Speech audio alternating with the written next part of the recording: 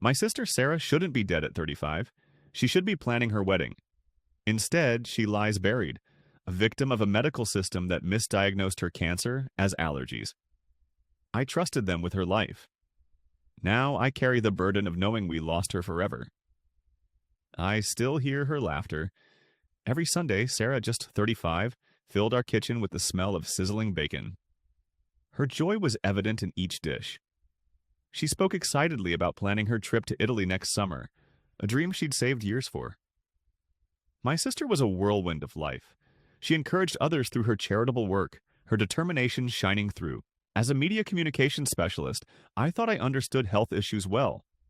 I had always held an unwavering trust in our healthcare system, truly believing that doctors always acted in their patients' best interests. They were the experts, the arbiters of well-being.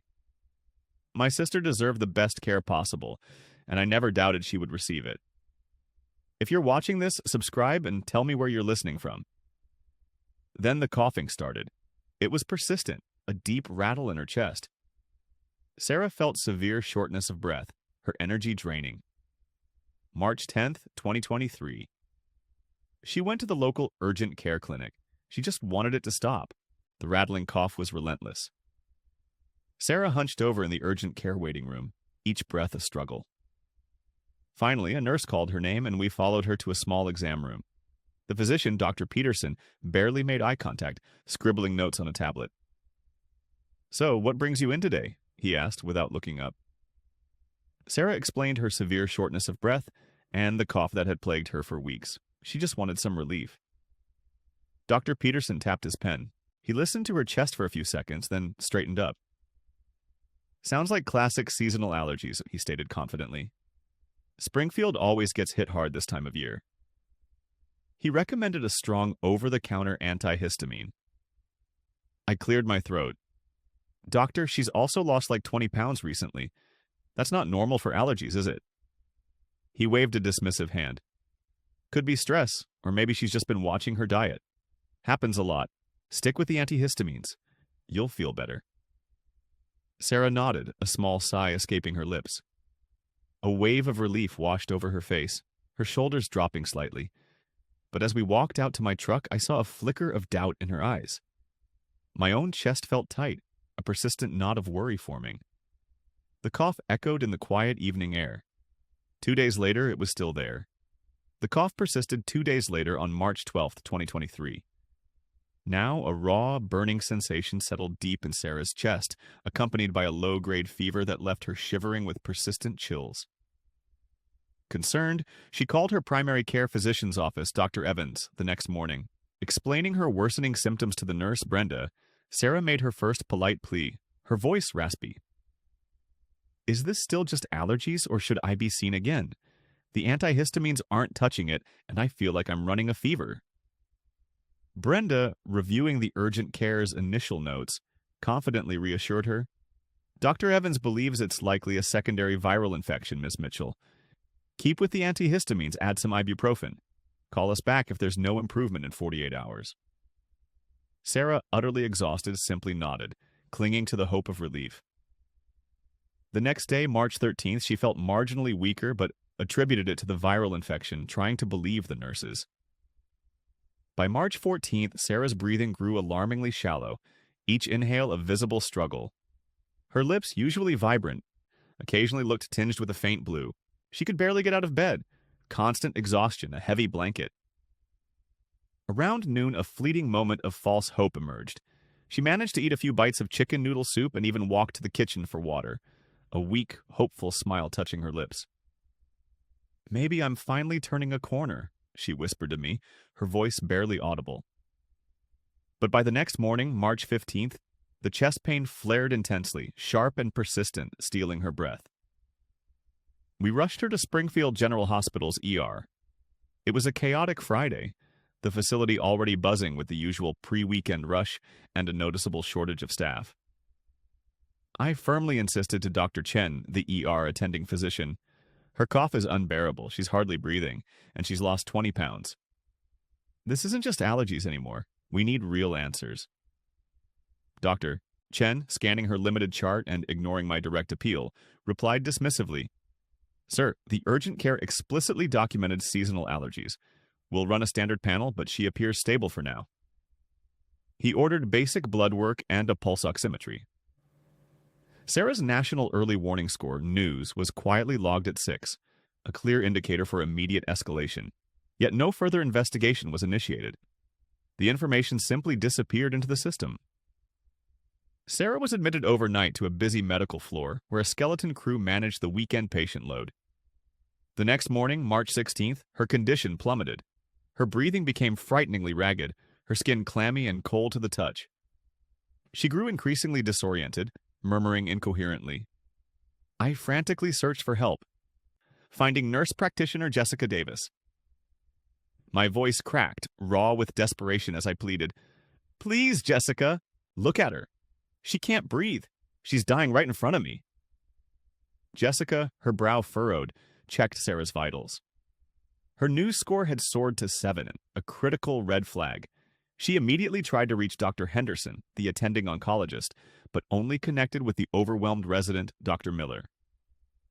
Feeling the immense pressure of the hectic weekend and Dr. Henderson's known dismissive nature, Dr. Miller issued his instruction, devoid of real urgency.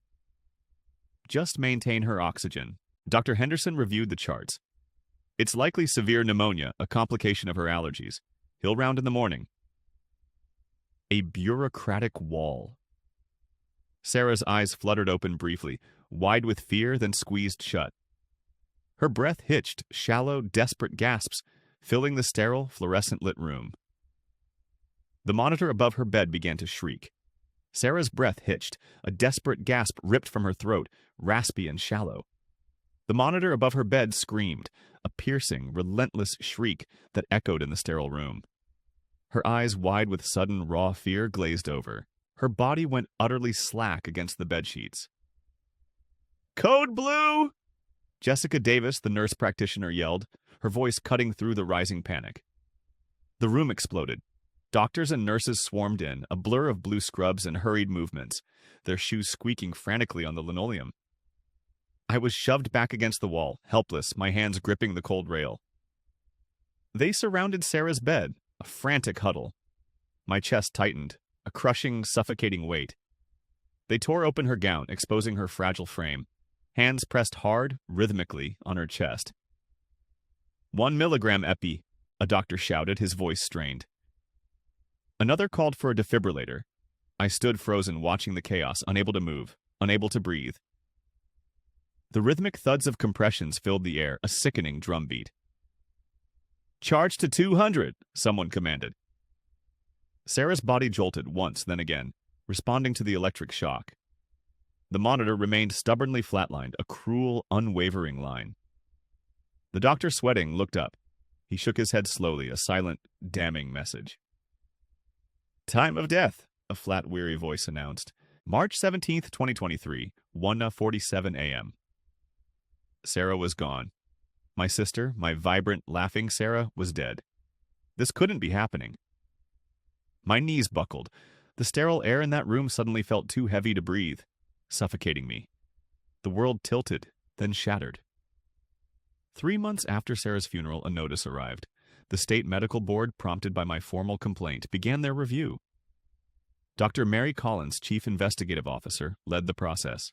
I met her at their offices in Richmond, Virginia, late June.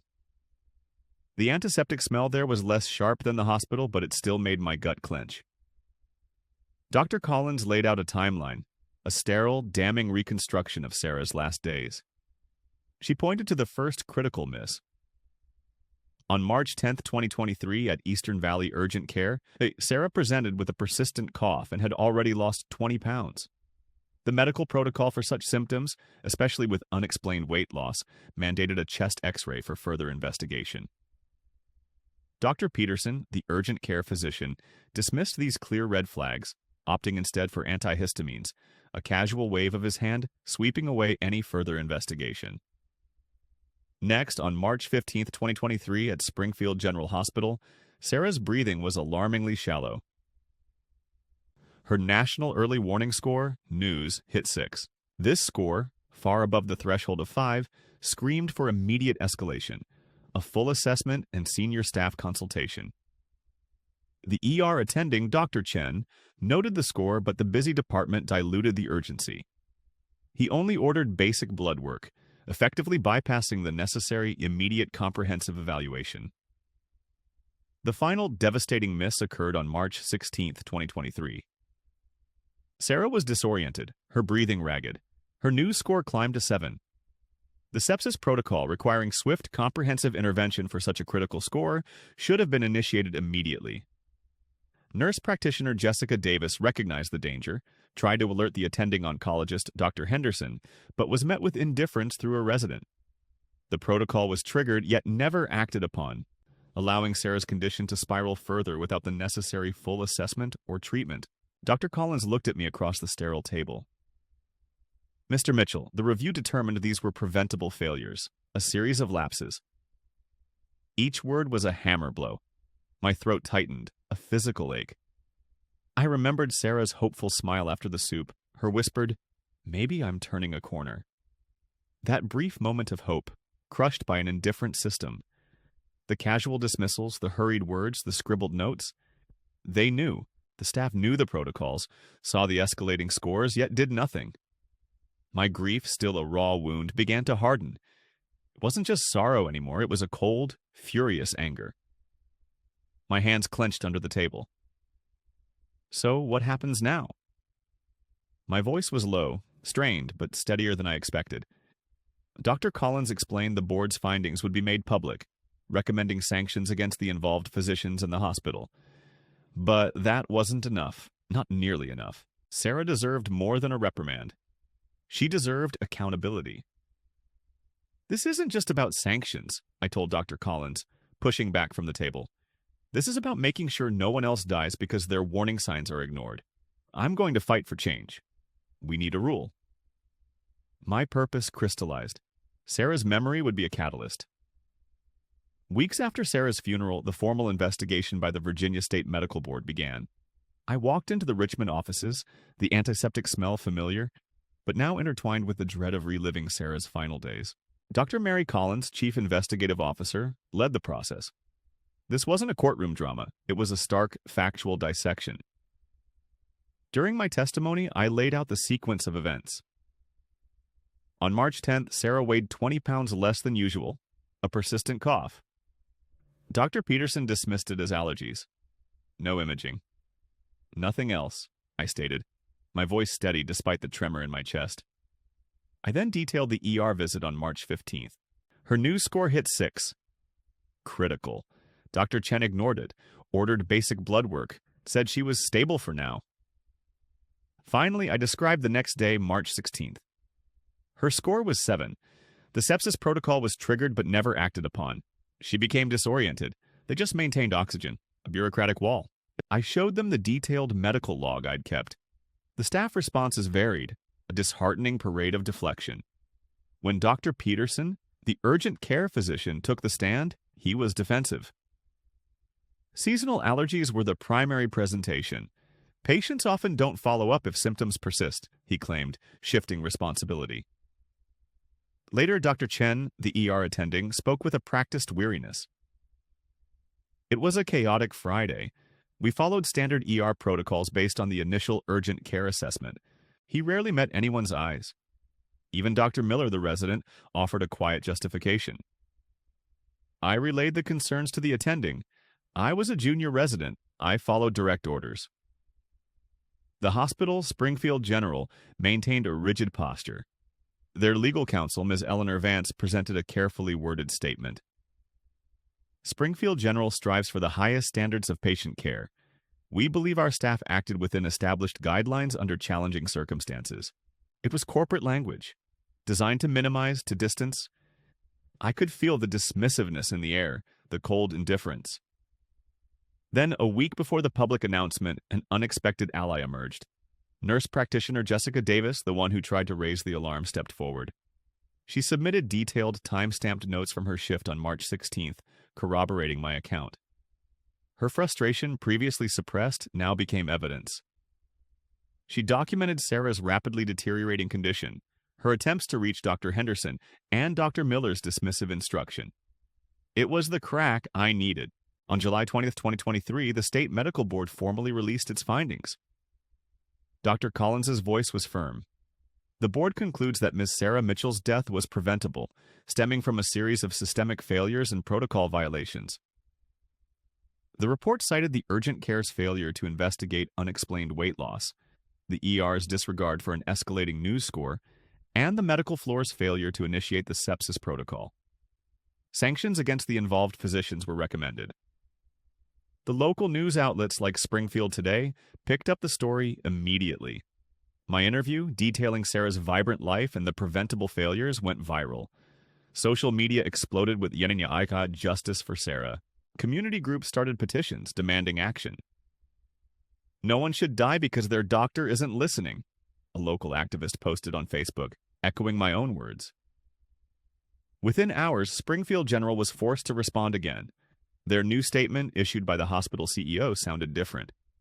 It still used cautious language, but acknowledged lapses in communication and areas for improvement. They announced a comprehensive review of patient safety protocols and committed to enhanced staff training.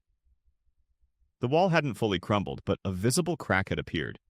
The pressure was mounting, and for the first time since Sarah's death, I felt a glimmer of hope. This was just the beginning. Months blurred into a relentless fight. Finally, the Virginia General Assembly passed Sarah's Rule, with the November 15, 2023 announcement, acknowledging her life and the failures that took it. This new legislation mandates critical changes in patient care. Families can now request immediate imaging, like a chest X-ray or CT scan, for patients with persistent respiratory symptoms and unexplained weight loss.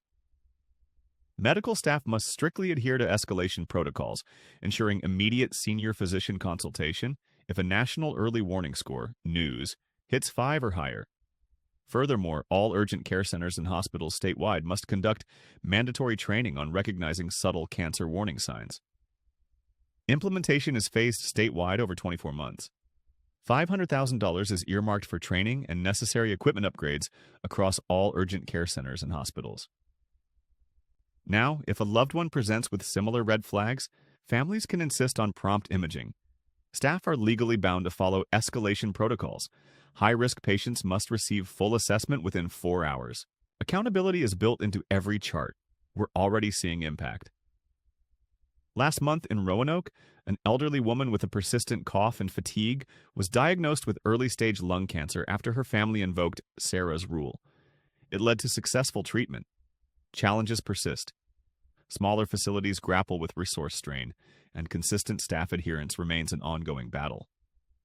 Springfield General has also independently launched aggressive internal training and invested in new diagnostic technology. This victory is ours, but it's a bittersweet one. Sarah is still gone. Her laughter echoes only in my memory, not in our kitchen. Yet, knowing her name now protects others. That's a legacy she would have loved. It's a reminder that even in profound grief, change is possible. Over a year has passed since Sarah's death. Every Sunday, I still feel the quiet absence in our kitchen. The morning sun used to fill that space with her laughter, the smell of sizzling bacon. Now, there's just silence. I try to fill it with purpose, but the grief remains, a dull ache just beneath the surface. Sarah would be 37 today, perhaps planning that trip to Italy she dreamed of for so long. I remember her bright, hopeful smile as she talked about it, her eyes sparkling with excitement. Her passing wasn't an isolated incident. Each year, an estimated 250,000 Americans die from preventable medical errors, many due to missed diagnoses. Sarah's warning signs were clear: a persistent cough for weeks, severe shortness of breath, and an unexplained 20-pound weight loss. These aren't just minor symptoms, they are urgent calls for a deeper look. My fight for Sarah's Rule transformed me. Now I advocate relentlessly. If you're concerned about a loved one, document everything. Write down symptoms, dates, and every conversation with medical staff. Don't hesitate to use phrases like, "I am concerned this is more than just X. I request further diagnostic imaging, like a chest X-ray or CT scan, to rule out serious conditions." Know your rights to a second opinion and to escalate concerns to hospital administration. Sarah's Rule is now active across Virginia. mandating imaging for specific symptoms and strict adherence to news score escalation. We've seen success. A woman in Roanoke caught early lung cancer thanks to these new protocols. Challenges exist, especially in smaller facilities, but the impact is real. Your voice can force change. Thank you for listening. Don't forget to subscribe and share your story in the comments. I still see her twirling our niece around at the birthday party, the fairy lights catching in her hair, her laugh echoing through the backyard. She was full of life, a vibrant force. That image full of joy and movement is how I carry her forward. It reminds me why we fight.